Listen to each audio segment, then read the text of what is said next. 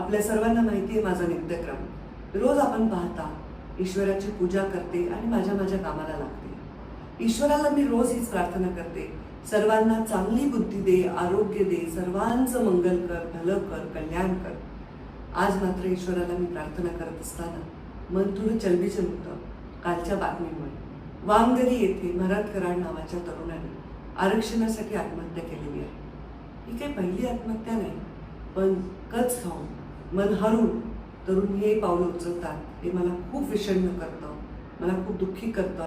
मनगटामध्ये बळ असेपर्यंत माणसांनी लढावं, कच खाऊन आत्महत्या करू नये असं माझं मत आहे.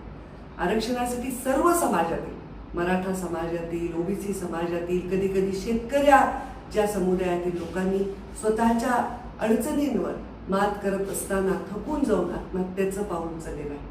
मी सर्वांना हात जोडून हीच विनंती करेन, आपल्या हक्कासाठी जरूर लढा, पण आत्महत्येसारखं पाऊल उचलू नका. आणि ही प्रार्थना मी सर्व समाजाच्या लोकांना करत आहे. तुमच्या आईवडिलांचं, तुमच्या परिवाराचं रक्षण करणं, त्यांचं संरक्षण करणं, त्यांची सेवा करणं हे तुमचं प्रथम कर्तव्य आहे.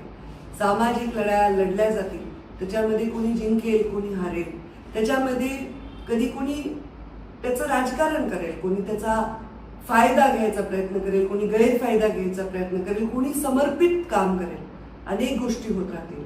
पण स्वतःचं मन हे स्वतःच्या हातामध्ये ठेवा, ताब्यावर ठेवा. ईश्वराशिवाय कोणासमोरही झुकू नका आणि संघर्षासमोर तर कधीच झुकू नका.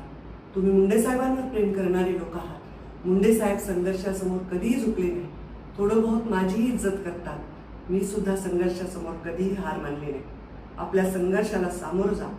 कोणत्याही गोष्टीने आपल्या मनामध्ये आत्महत्येचा विचार आणू नका.